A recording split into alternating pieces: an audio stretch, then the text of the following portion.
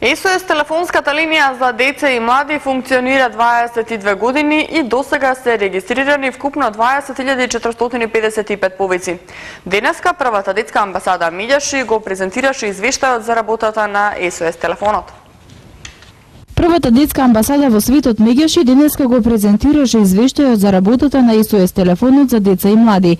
СОС телефонот функционира 22 години и досега се регистрирани вкупно 20.455 повици.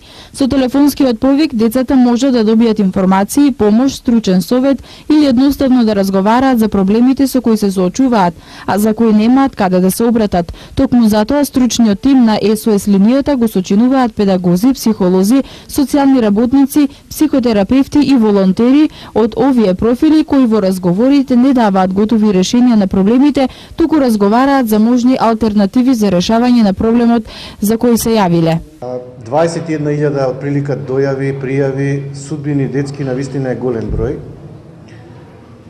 Ако во почетокот главна карактеристика на дојавувачите беше осаменост, отуѓеност, агресија, за жал оваа година се повторува сликата на истата минатата година во извештајот сиромаштија, проблемено со разводни постапки, семејно насилство и сексуална злоупотреба, педофилија и родоскрнавење.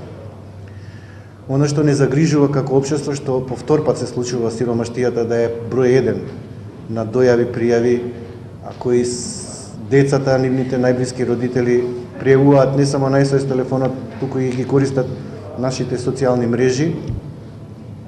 А знаете дека сиромаштијата иде секогаш заедно со неписменоста, иде заедно со злоупотребата, иде заедно со фантом деца. Маштијата иде се уште ги има во Република Македонија, исклученоста на децата од образование и најлошите форми трговија со деца, детски органи и киднапирање и гребнување. Зошто не се мобилизираат центрите за социјална работа да го стават крај на оваа проблематика, може би ќе дознаеме наскоро, затоа што нивната главна улога е навистина да им помогнат на најранливите категории децата. Тие ако не одат во училиште, уште од најмала возраст, вклучувајќи ги во градинки и во основни училишта, веќе ги имаме изгубени и можеме не само да ги констатираме како темна бројка на улицата, како питачет, туку може да бидат и жртви на организирани криминални групи на банди кои оперираат во државата. Од првата детска амбасада во светот Меѓаши информира дека со проектот Одговорно родителство се става акцент пред се на создавање поволна средина за учество на родителите во училиштата и градинките. Истражувањата покажуваат дека партнерството со родителите придонесува за побрз воспитен образовен развој на учениците. Затоа поттикнувањето за формирање на Национален совет на родители е важен дел на овој проект, велат од Меѓаши. Најголем број од дојавите се добиени од страна на возрастни лица, како и секоја година само 2 деца се обратиле во првата детска амбасада Меѓаши за проблем и станува збор за семејно насилство. Од проблемите со кои што се соочуваат децата, како што истакна господинот Драги Змијанас, најголем број се соочуваат со сиромаштија, потоа со бракоразводни постапки и со семејно насилство. Ова се проблеми кои што секоја година ни се повторуваат.